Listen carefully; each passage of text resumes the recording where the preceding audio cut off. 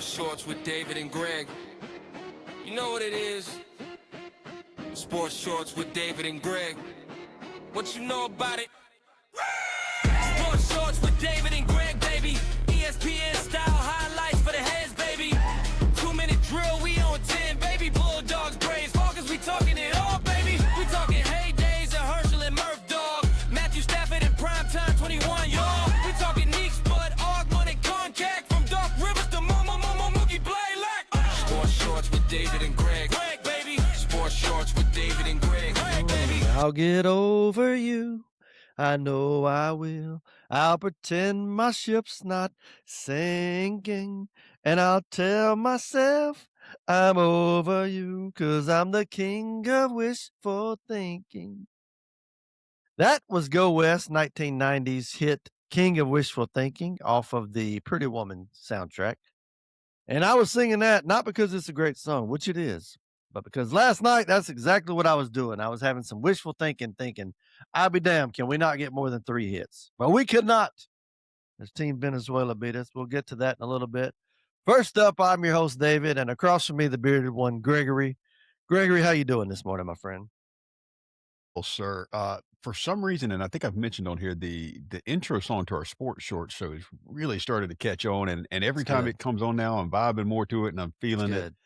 good. But I gotta tell you, the lack of rhyming with the Mookie Blaylock is just starting to get to me and bother me more and more You every gotta time. say Blaylock because it has to rhyme with Concac, okay? That's I not did the his best I name. could. It's close enough. Eminem takes a little liberties. I can take some liberties, Greg. That's a great written song. I don't know what else. I had to have something around with Concac because I got to throw John Concac in there, and I can't think of another player that came to mind. That was the only one, and I wanted to have the I mean, I have absolutely developed an affinity for the tune, and every time it comes on now, like I'm excited. It gets me geeked up. It gets me ready for the show. But that, man, the non-rhyming part, it just every time I hear it now, I go, oh, it's going to irritate me. It's going to irritate Don't me. And then as soon as overthink it comes out, it irritates me. Don't overthink it, Greg. Damn it, you're thinking too much. Just let it flow. Let it flow. Tried to throw a Kevin Willis in there. I couldn't think of one. Stacey Augmon, the Plastic Man. Maybe they're in a remix. I'll throw some Stacey Augmon. Plastic Man, Stacey Augmon. Which reminds me, this Friday we may have a top 5 college basketball players countdown this coming up Friday, and Stacey Augmon and a lot of his teammates could be on that list. Yeah, that was that UNLV team back in the day was something Running else Rebs, baby. with Larry Johnson and Augmon and the crew, Jerry Tarkanian biting on a towel. It was Probably the one of 90s the were just it was a different thing back in the 90s. But probably one of the speaking of 90s, highest paid teams. let's throw out a little random trivia since you sang a 90s tune and not very well, might I add. And Well, then you know, we talked about Mookie subjective. Blaylock not rhyming with Concac. Mm-hmm. Did you know that the original name of one of the all-time greatest rock albums ever, Pearl Jam's 10, was originally titled Mookie Blaylock? What? I think I recall hearing something along those lines. And do you know what number Mookie Blaylock was? Number 2? 10? That's why they named it 10. That's why they named it 10. Wow. What is up with Pearl Jam being huge Mookie Blaylock fans? Are we talking Mookie Blaylock for the Hawks, or was that when he was with the Nets? I think you're focused on the wrong thing. Which means I have no idea. The fact that they named that gives me more credit. I may have to go listen to some Pearl Jam today. Oh, now don't get it twisted. Now that is a great album. Like, again, they don't make music like the 90s anymore, but you go back and at Green Day, Pearl Jam, Nirvana, there are some really good top to bottom albums. Jeremy Spoken. Hey. Maybe if we have somebody named Jeremy on the show, I will open the show with that. But we may have a Jeremy speaking on the show. We'll see. That's coming up in a little bit. But first, let's get to the game last night. Oh, actually, you know what? I just got breaking news, Greg. We need a little. Listen, are you ready? Talking about being shot. Kim Jong-un wins the vote to be supreme leader again. Who saw that coming? He barely squeaked it out with a 99.93% of the votes. Oh, once I again, think Supreme Leader Kim Jong Un. I think the last breaking news alert you got on your phone about the umbrella Brooke ordered was far more important. At 99.93%, which means that 0.07 person is dead. Dead. He's dead. He's dead now. He or she, whoever that was, goner. I Why are don't know, we dude. having a You just vote? can't fake that kind of popularity. Why are we having 99.93%, a vote? that's intense. This is exactly what Trump wants. I assure you that's what he will tell you that's what he got. But thank goodness we live in a democracy where that's not the case. Because I don't want anybody that's got 99.93% of the vote. I don't like that. That's but Kim Jong Un sticking around, baby. I like his Oh, Rocket dad, Man. Kim Jong Il. I think that's what it was. It was weird. That he shot a 18 in golf one time, had 18 holes in one, and people believed it. He Well, read, the sad thing is, if I recall, he actually had 3 or 4 witnesses verify that, like, these people are so "Would you?" scared of that dictator, they actually had 4 people lie and say, "Yep, he got I'm 18 like, hole in "Yep, ones." saw it, my own eyes." He went right in, par five, hole in one, made it happen. That's about the extent of, my choices of taking my wife's side even when she's dead and wrong in an argument. I will have her back either way. Man, that is ridiculous. But Not that that she's ever is, wrong. Don't get it twisted. My wife of has never course, been wrong of yet. course not. She made one wrong choice about how long y'all been married? That many years ago? 13 years. 13 years ago, No, she we've been made it. together 13 years. We Been together celebrate our 13. 10-year anniversary in about a month. Man, congratulations. She may have made a bad call then. I don't know. We'll see. It's working out pretty good. 10 years is a you made it over this quote unquote 7-year itch. So that's a ride, my friend. She might as well ride it out till the AARP kicks in. That way she can get a little bit of that Well, we Social have Security money. no, she routinely about once a year makes me go online and check my Social Security benefits, which I hate to say, somebody spent the last decade self-employed. My Social Security benefits ain't shit. But And we ain't gonna get it anyway. That's gonna be she, depleted by the time yeah, we get to that age. you, They keep you, you, raising it. Hell, it's gonna be you gotta be 85 to get it pretty soon. Damn. you can't exactly accuse my wife of being a gold digger because what we have calculated is by the time I am dead, she might be entitled to $700 or so. Oh, gotta love it. Gotta love it. The other breaking news, not so breaking because it happened late last night, was Venezuela beat Team USA. That was the wishful thinking I can have something, and I could not. Team USA lost 3-2, only got 3 hits, 2 of which finally came from Bryce Harper, who finally freaking woke up and actually hit a 2-run bomb, but it took 8 innings. But I feel like that's about the only hit he got prior to that. The other hit was from Bryce Terang. So apparently only people named Bryce got hits last night. There's an old adage in the game of baseball that good pitching beats good hitting, and I think that's Boy, what we saw last night. You got to tip the cap, man. That was it was. We've talked about it all along. It was a hell of a series. They produced it well. It was a great event, like from top to bottom, from the very first game to the last. The the storylines of that game, Harper struggling and then coming back to hit that 2-run bomb, that reaction in that, like I don't know how you in that moment didn't believe, yeah, USA, we got this. just knew it. Wasn't meant to be though. You got to tip your cap to the Venezuelans. That's a strong, solid lineup. There's a lot of major league talent on that lineup. Yeah. But I think you just go back to my biggest takeaway, and I've said it before, and I hate to sound like a broken record, was just the fire and the passion, the energy and the emotion these dudes were playing with. You just don't see that enough in high level sports these days. And to see guys at that level showing that kind of emotion and show how much it meant to them, how much they cared, and how much they wanted to be on the right side of that at the end of it, that's refreshing, man. It gives you a little hope. I am proud to be an American, so happy that I'm an American. But I will say, when you see any Hispanic community, especially Venezuelans, celebrate in the stands, that is a cool ass thing. They had a damn tambourine out there. They were just dancing. They kept showing them in the damn lines for the concession stands, just dancing and hooting and hollering. And every time they get 2 strikes, they would basically say something that said, boom, put them away. It was like, Balumbe or something along those lines. It was, you got to give them credit. I love it. It was great. Rodriguez pitched freaking lights out, dude. Every time I turned around, he seemed like he was striking somebody out. We just could not get I anything going.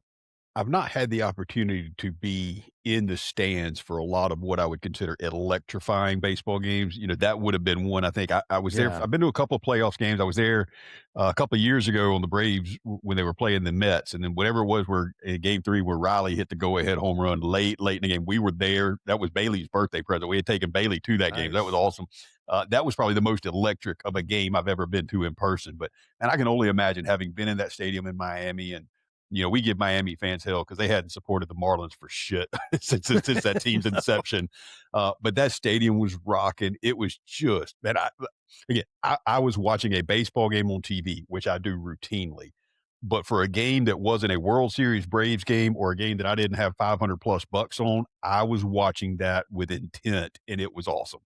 Freaking hype, dude. It was jam up. The bullpen of Venezuela just was lights out all tournament, and they gave up 2 last night, but it might have been a damn mistake. You just left one out there for Harper because boy, they were shutting them down. We ended up having so many damn strikeouts, and our top 4 guys the whole tournament, we couldn't get hits at all. Makes no damn sense that we couldn't get hits. And I know Adam, our friend Adam, was complaining about, the announcers talking about surprised at how they're shutting out USA.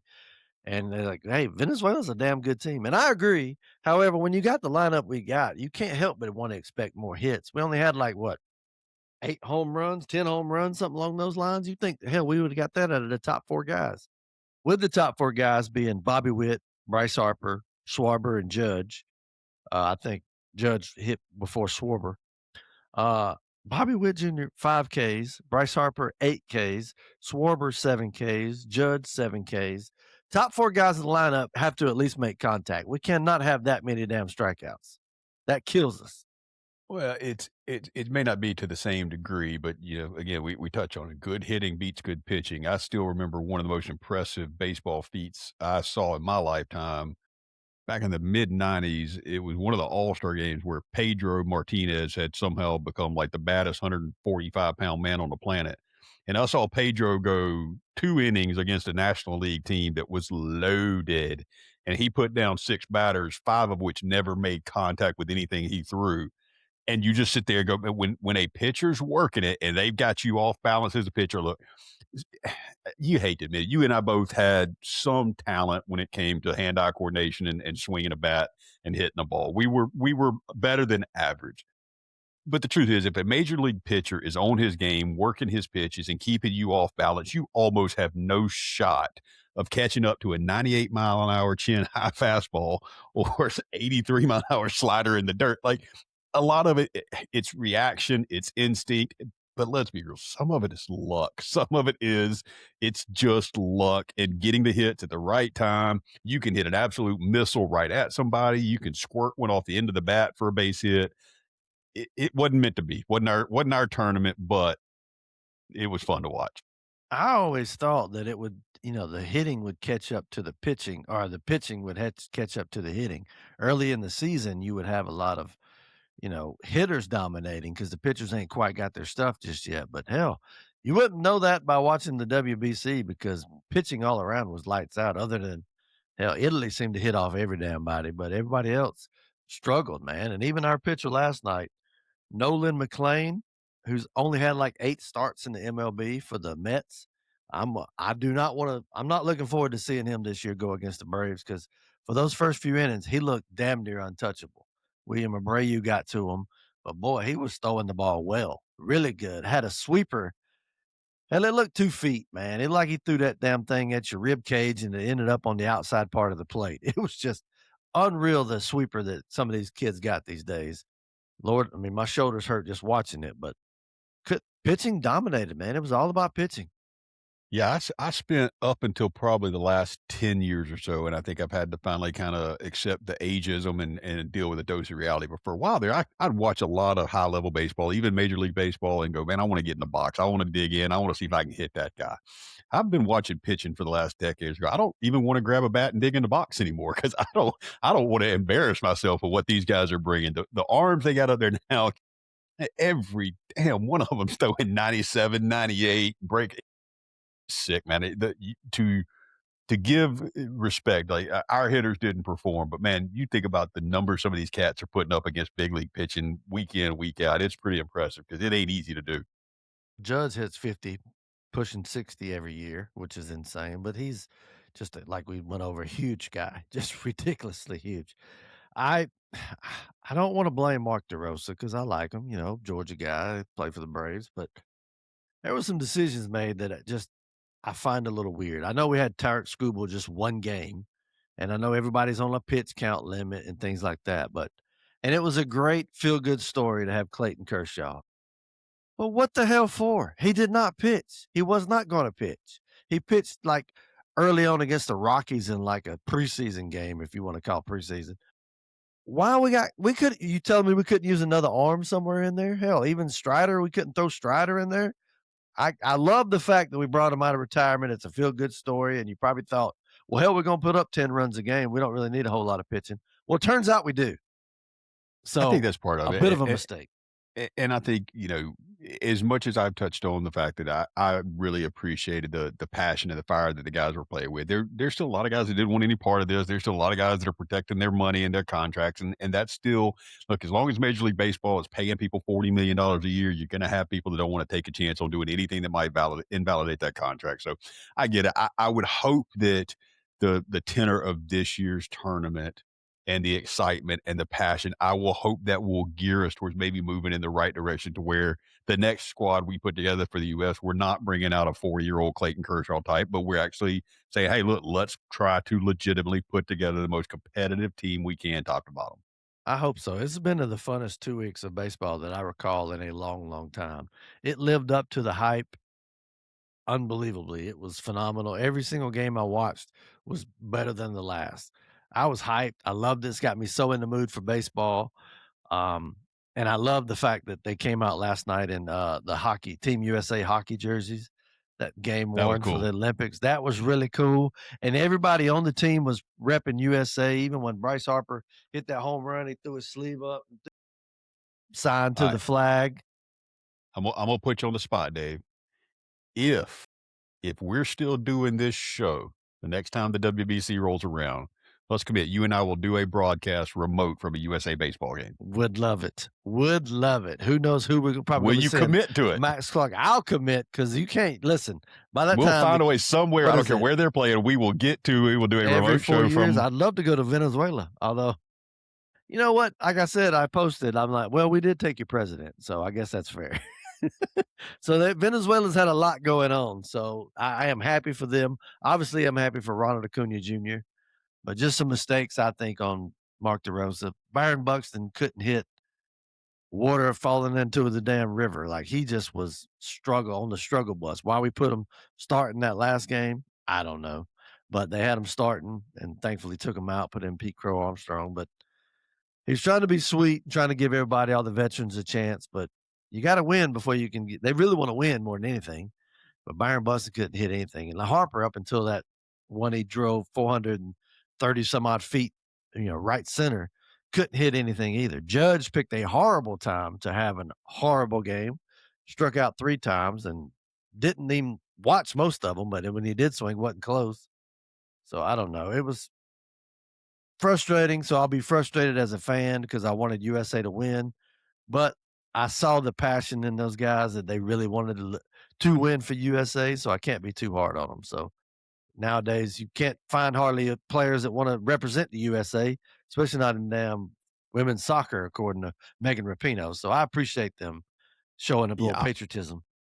I'll use last night as an example of something that I've become more keenly aware of here in the last few years, and I don't know if it's just an age thing, and as you get older, you tend to have a little more proper perspective on thing, or if, and I'll throw out a shameless plug, or if it has to do with the fact that my favorite team has won 2 national championships in the last few years, so I have seen the mountaintop and I have felt it.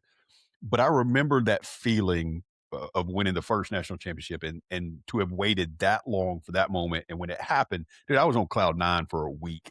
And then we won the second one, and that was fun.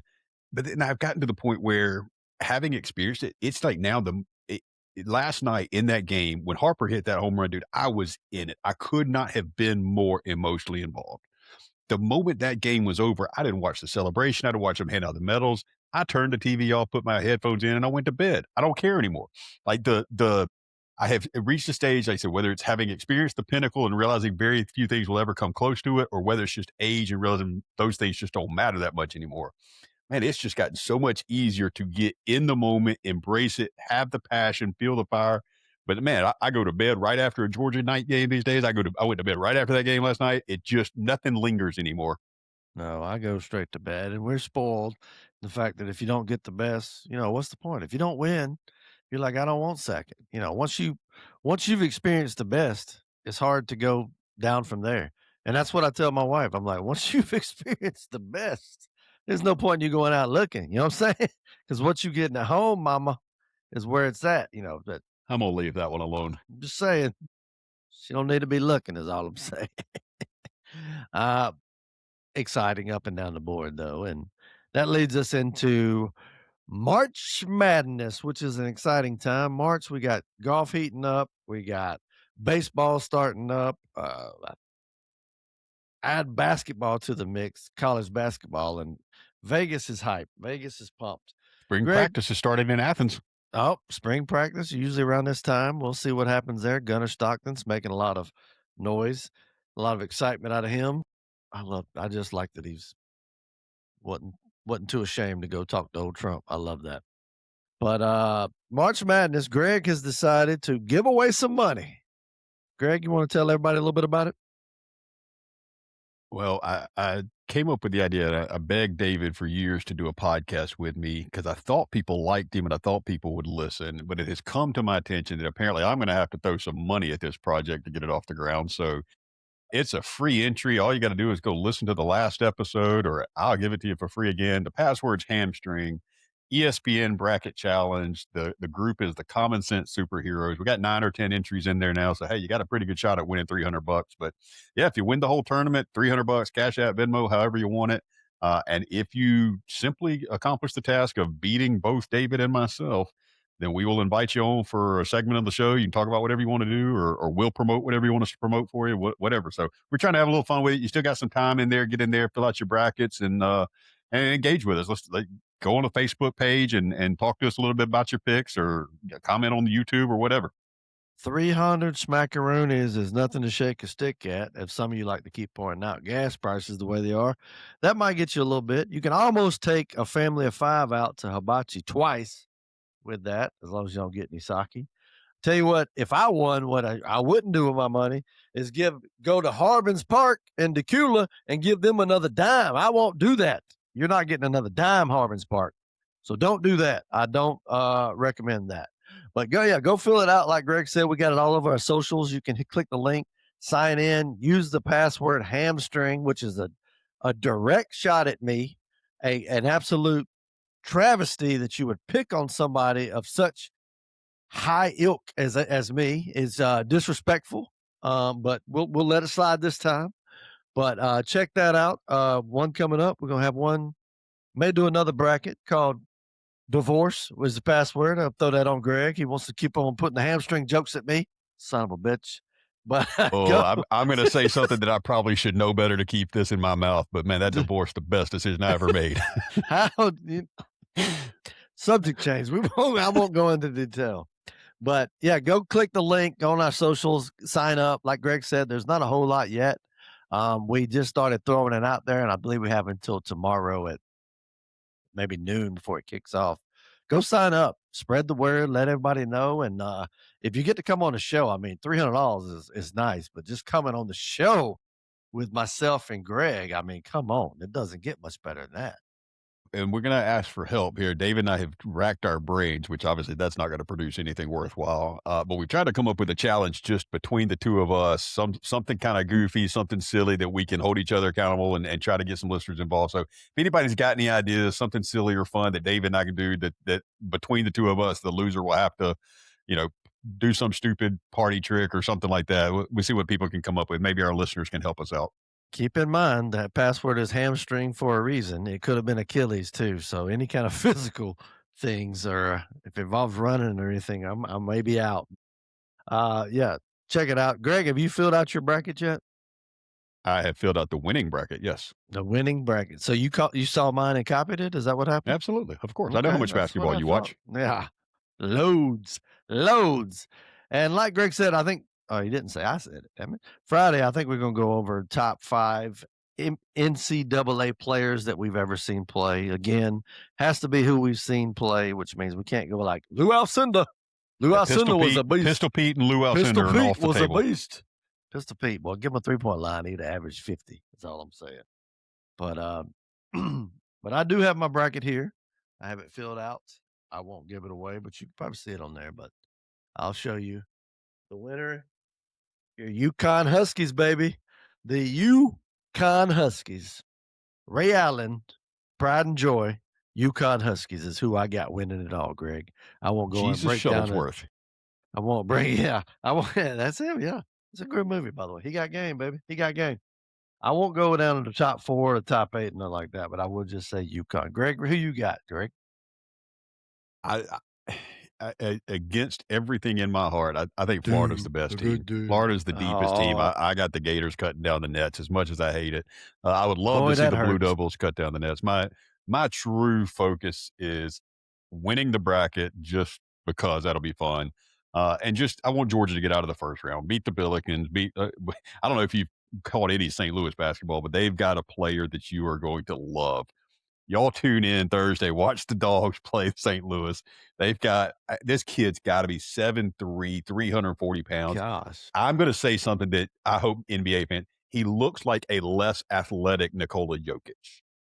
Wow. His nickname, and I kid you not, this is great. His nickname is Kareem Abdul-Jabbar. It's a big goofy white guy. Watch this kid. That is great. Great name. One of my top 5 players of all time, just a personal thing. I may throw it out there, but I won't. Is I'm not gonna put him in the list, but I could. Big Country Bryant Reeves. This sounded a lot like Big Country Bryant Reeves back in the day, baby. No, dude, the way Moose Big Country Williams will be moved was proud. like a He gazelle was slow. compared to this guy. Well, that's not that doesn't bode well because Big Country was not fleet of foot, shall we say, but he was big. When you hear the phrase and they talk about a big man lumbering up and down the court, this is the guy. I mean, he wears specs like goggles, dude. You got to check this guy out. He will be a fan favorite, which means absolutely Georgia has no shot at winning this game because this is absolutely the kind of guy that shows up in March Madness. He'll carry St. Louis to the Sweet 16 just because of the storyline. Kareem Abdul-Jabbar will be a fan favorite after this weekend. Well, so I'm in already just based off the name, but I will watch Dominique's son. Dominique's son shining bright at old Georgia. I love Dominique. I was a big Dominique guy. Yeah, his kid's fun to watch. He's not as consistent. I'll give you a quick breakdown. We've had a fun team to watch. It's awesome because we've got 5 or 6 guys legitimately on any given night that can go for 20 plus. You never know who it's going to be, but all 5 or 6 of those guys that can go for 20 plus can also completely disappear for a half a game at a time. So we just have no consistency. And invariably, I feel like every game I've watched the Dogs play this year, at some point, the other team goes on one of those 16-3 runs, and it's just over from that point. That's every game we've lost, that has happened. So if we can avoid letting Kareem Abdul-Jabbar go for 30 and letting the Billikens go on a big run at some point, I think it'll be close. But I hadn't looked at the lines for Thursday's game yet. But whatever the number is, you can bet my money will be on St. Louis. Well, I'm gonna check it out. Kareem Abdul-Jabbar. That's great It's name. awesome. How did I miss that? I don't know how I missed that, but Greg, you got anything else you want to talk about, or we're gonna do a short one today? Oh, let's keep it short today, my man. Let's Nice. get Short ready and for March sweet. Madness. Let's try to get on social media and spread this word, get the bracket out there so we can give a lot of folks an option at taking $300 out of my pocket. Sports Shorts with David and Greg. It lives up to its name today. It's going to be a short one. Like Greg said, the ESPN brackets, Common Sense Superheroes is the name. Password is hamstring. Go check out our socials. Find us a like on TikTok, things like that. Spread the word. Thanks for all the support. I have a lot of people coming up. A lot of the BE girls came up. It was like, I listened to the show, and it was funny because you get kind of argued like, oh crap, what did I say? Like I feel weird. Then at the same time, my wife was sitting there. She's like, what do they keep talking about? She still don't really know what the hell they're talking about. But I'll share this with is every time I listen back to one of our episodes, there's part of me that goes, hey, that's not bad. We sound like we kind of know what we're doing. We don't sound any worse than any of the other jacklegs doing their own podcast out there. But then the other part of me is sitting there going, there are other people listening to this shit, and I can't for the life of me figure out why. I don't know. It doesn't ma I'm with you. I'll look at the streams and I'm like, "That's a lot of people, and only one of them's me and one of them's Greg." Like, it's And I fun don't for know me to who else listen to is. because I like you and I like me and I think we're cool. So, like, I Yeah, enjoy what we talk about, but I can't for the life of me I figure out why love it. anybody else is listening to this. YouTube is a little slow. It's, not many people, which I get it. I don't watch podcasts on Until YouTube you pick either. on Babe Ruth. Boy, you pick on Babe Ruth, throw a short out there, you get picked on, son. TikTok especially. Everybody's hating on me for picking on Babe Ruth. They didn't get the point. I'm just saying Babe Ruth didn't have the work ethic. I understand that he's probably gonna not have the same. I'm not saying pluck him from 1927 and throw him in or 1926 and throw him into. I'm No, saying he's not gonna have the this is work ethic. classic, David. You voted for Trump, so you support bombing schools. Jeez Louise. There we go. Don't let's not make this a political show, Greg. I will say the more that people come out and hate on Trump for going in Iran, the more on the left makes me want to be for it. And I'm not necessarily for it, but just their rationale is so idiotic in the way they throw things out there, and hypoc- hip We do hypocrisy is have the to word I'm point looking out for. all the people who are saying we got drug into this, Trump's not in control, he's following Netanyahu, this is Israel's war. I just, for the life of me, like he has been on video for 40 plus years talking about Iran as a threat, talking about Good not letting point. it like this is not like for people to act like this is all of a sudden out of nowhere, this just popped up because he wants this like this 10 years ago, whoever was in charge, the entire country would support this. Everybody talks about it. Only one person did something about it. You got to give him props. And like I said, you look at the numbers of wars that he quote unquote stopped as opposed to started. It's I'll take that number any day. Any loss is tragic, but we don't count how many losses they've had. Now, we'll say the videos that they will post on the White House, as much as I love them because they're hilarious and they'll throw like some, have Biggie hypnotized, dropping bombs, and they'll have all the rap music and Top Gun scenes throwing bombs at Iran. I really don't like seeing it, but it does make me laugh. It's a little bit below brow, but I like it.